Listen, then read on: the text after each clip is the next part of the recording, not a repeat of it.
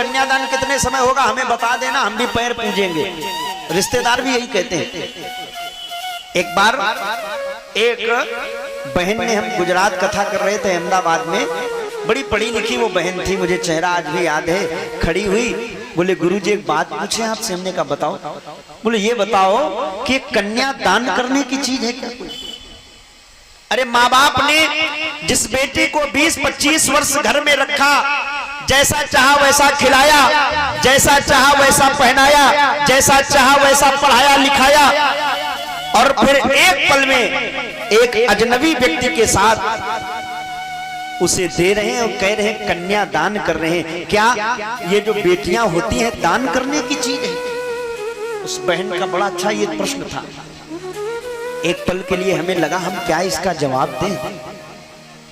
सत्य कह रही है बहन, क्या कन्या कोई दान करने की चीज है? भाई बेटियां कोई दान की वस्तु हैं? दान करने के लिए लोग तमाम, ये यहाँ मार्केट लगी है भंडारे में, लोग सब्जी दान करते हैं, कोई दूध दान कर रहा है भंडारे में, कोई धन दे रहा है, कोई मकान दे रहा है, कोई जमीन दे रहा है, कोई सोना चांदी दान कर देते लोग।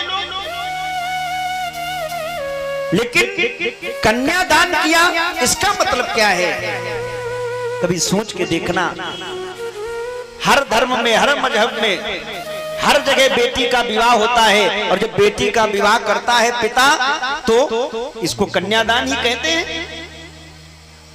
हाथ में कुछ रख करके गंगा, भले वो बहुत कुछ दहेज में दिया गया हो, तमाम लिस्ट बनती है। आजकल की तो समस्या ये है कि आजकल लड़कों की भी बोली लगने लगी है। अगर ठीक ठाक नौकरी है तो कहेंगे भाई 5 लाख नगद कर दो, 2-4-5 लाख का डेकोरेशन सामान मिला के माने 10 लाख में हो जाएगा संबंध। अच्छा बेटी वाला चाह रहा है मेरी बेटी अच्छे घर में पहुंचे, तो प्रयास करता सरकारी मिल जाए लड़का, और सरकारी वालों की तो और लंबी लिस्ट है।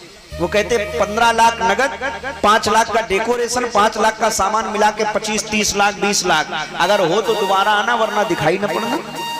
बेटी वाला तो चाह रहा है मेरी कन्या अच्छे घर में पहुंचे, तो कई बार वो पिता घर द्वार मकान गिरवी रख देता है या बेच देता है खेत, और फिर बेटी की शादी करता है। सोचो जरा, कन्या दान कर रहा है, इतनी सयानी करके बेटी पढ़ा करके लिखा करके एक बच्चे को पालने में कितना कष्ट सहना पड़ता है। ये जब बच्चा पैदा होगा तब जानोगे। अगर रात में बच्चे को जुकाम खांसी हो जाए तो माँ बाप रात भर जगते हैं।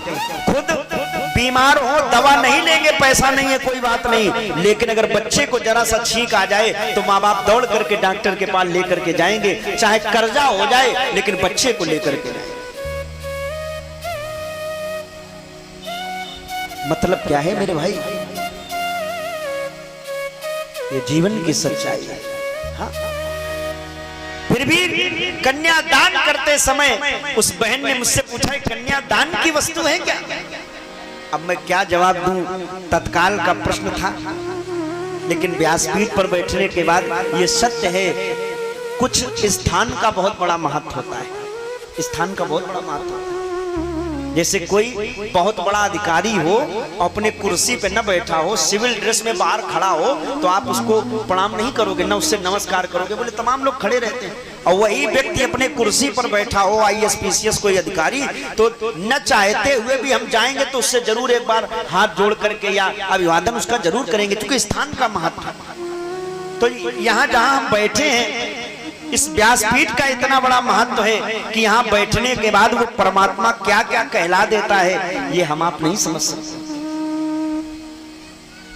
तो हमने कहा बहन तुम्हारी बात सत्य है कि कन्या कोई दान करने की वस्तु नहीं है, ये सत्य है।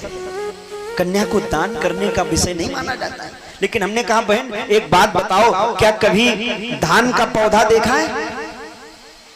आप लोग यहाँ किसान वर्ग के लोग बैठे हैं, धान की फसल जो होती है कभी अनुभव करना, धान की बेल कहीं और बोई जाती, माने धान का बीजा कहीं और बोया जाता है, लेकिन क्या वो धान वहीं पैदा होता? नहीं। उस धान को उस जगह से उखाड़ करके, पौधे को उखाड़ करके दूसरे खेत में दूसरी जगह पर लगाया जाता है, रोपा जाता है, खाद पानी उसे दिया जाता है, तब उस धान के पौधे में फल आता है, फूल आता है, तब वो धान पल्लवित होता है, पुष्पित होता है।